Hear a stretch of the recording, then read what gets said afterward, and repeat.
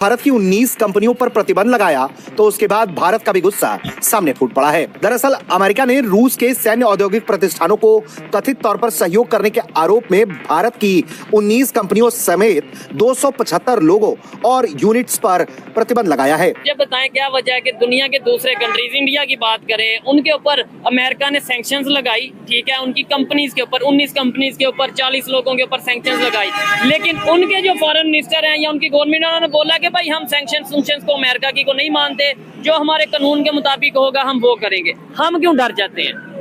हम पाकिस्तान जो है ना वो अमेरिका का नौकर है। नहीं, ऐसे तो नहीं ना कहना चाहिए। नौकर कैसे, मतलब हम आजाद नहीं है?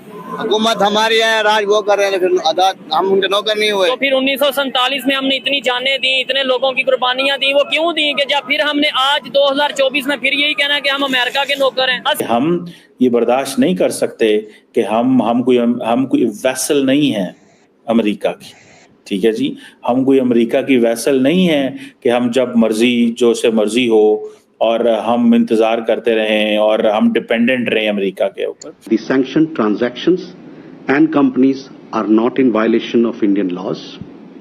Nevertheless, in keeping with India's established non-proliferation credentials, we are working with all the relevant Indian departments. Sanctions लगाने की बात की गई है यूएस की तरफ से इंडिया के ऊपर 19 कंपनीज बताई जा रही है, 19 के करीब, खैर बाकी कई कंट्रीज के ऊपर भी, लेकिन आप क्या 19 जो है कंपनीज उनके लिए सैंक्शंस का कहा गया है कि क्योंकि आप लोग रशिया की मदद कर रहे हैं या रशिया से ऑयल ले रहे हैं या रशिया को हथियार दे रहे हैं, जो भी कर रहे हैं, आप किस तरह इस न्यूज को देखते हैं?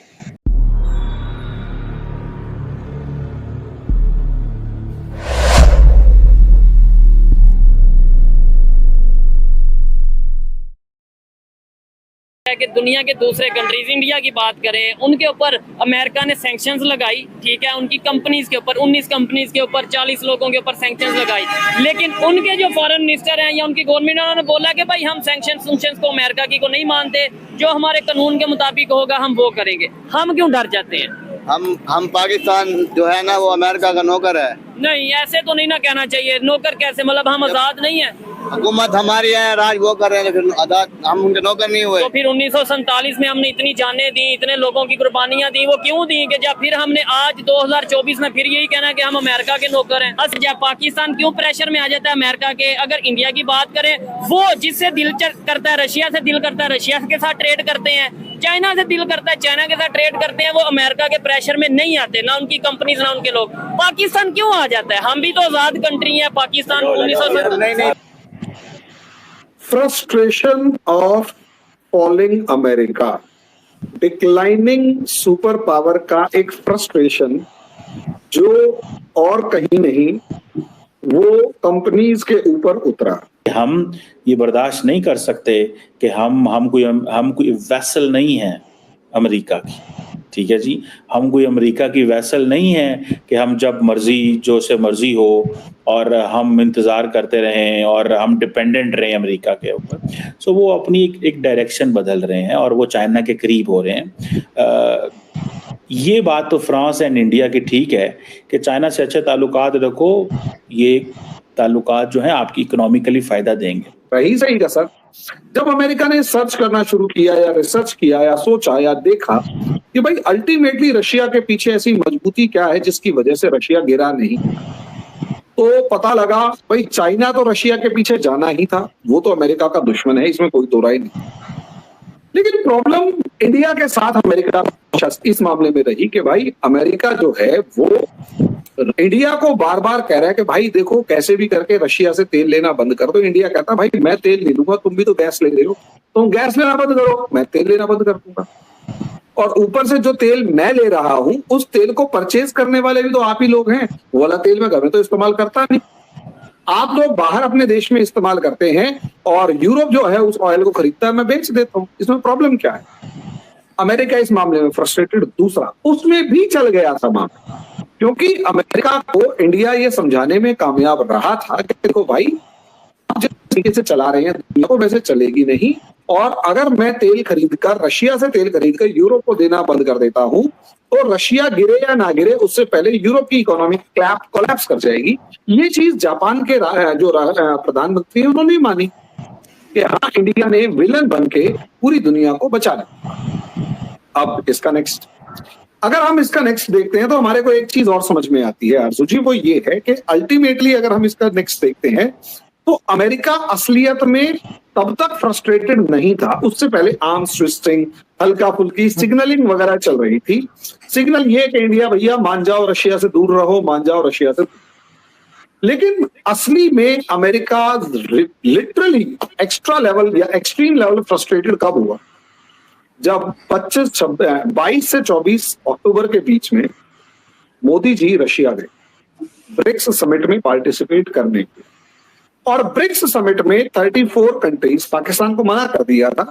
अब वो हमारा उसमें कोई रोल नहीं है, बस आप लोग पता नहीं क्यों हमारे ऊपर एलिगेशन लगाते रहते हैं। हम अच्छे लोग हैं, तो हमारे उस मतलब वहां पर रहने से एक तो दुनिया को मैसेज गया कि पुतिन के साथ दो सुपर पावर्स खड़ी हुई, एक तरफ इंडिया, एक तरफ चाइना।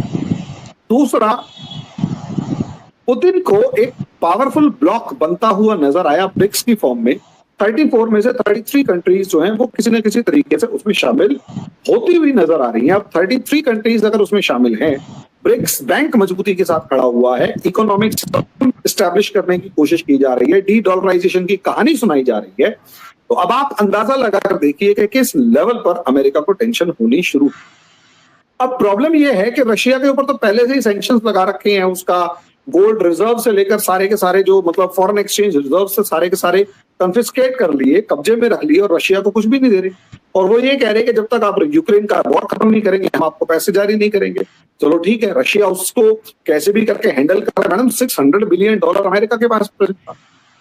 अब इंडिया ने उसका नेक्स्ट लेवल खेलना शुरू कर दिया। इंडिया को पता है कि कल को अगर मेरी अमेरिका या यूरोप से किसी भी तरीके की कोई खटपट शुरू हो जाती है तो उसके अंदर ये लोग मुझे भी ऐसे ही ब्लैकमेल करेंगे जैसे रशिया को कर रहे हैं। तो इंडिया ने क्या किया, धीरे धीरे अपना जितना भी गोल्ड ब्रिटेन के अंदर मौजूद है वो सारे का सारा गोल्ड मंगवाना शुरू कर दिया। हमारे पास 800 मीट्रिक टन गोल्ड है अप्रोक्सीमेट। वो उसमें से लगभग, जहां तक मुझे डाटा इस टाइम समझ में आ रहा है, 600 मीट्रिक टन हम इंडिया में ले आए। गोल्ड चेस्ट वगैरह बनानी है वो एक अलग मैटर है, लेकिन 600 मीट्रिक टन ले आए। अमेरिका को इससे भी चिढ़ है क्योंकि उसके पास बहाना नहीं है इंडिया को गोल्ड ना देने। रही सही कसर, बहुत सारे हमने जो अपने रिजर्व्स हैं, डॉलर वाले रिजर्व्स हैं, उनको एसेट्स में कन्वर्ट करके अपने पास स्टोर करना शुरू कर दिया है। हमने ऐसे बहुत सारे काम करने शुरू कर दिए जिसकी वजह से अमेरिका इस टाइम पर टेंशन, लेकिन उसे बहाना नहीं मिल रहा कि कैसे वो इंडिया से लड़े। आप सोचकर देखिए, एक मरे हुए चूहे के ऊपर वो लड़ाई लड़ रहा है इंडिया से कि तूने ये चूहा क्यों मारा। और मजे की बात, वो चूहा अमेरिका में भी नहीं मरा, कनाडा में मरा। खेल असलियत में समझिए, अमेरिका को इंडिया की एक दुखती रग, कमजोर नस हमेशा चाहिए, और वो कमजोर नस इंडिया ने बहुत सारी जो इंडिया में थी, अमेरिका ने वो क्रिएट कर रखी, सारी खत्म कर। नॉर्थ ईस्ट में जितना भी मामला था सारा खत्म, नक्सलिज्म खत्म, कम्युनलिज्म के ऊपर हम काफी ज्यादा होमवर्क कर रहे हैं। LTTE से लेकर बहुत सारे दूसरे जो ग्रुप्स हैं, जितने भी सेपरेटिस्ट ग्रुप्स हैं, सब खत्म कर दिया, कश्मीर इशू सॉल्व कर दिया। लास्ट में हमारे पास एक इशू बचता है, खालिस्तान। अच्छा, मजे की बात, पंजाब के अंदर से भी खालिस्तान लीडरशिप को कर दिया खत्म।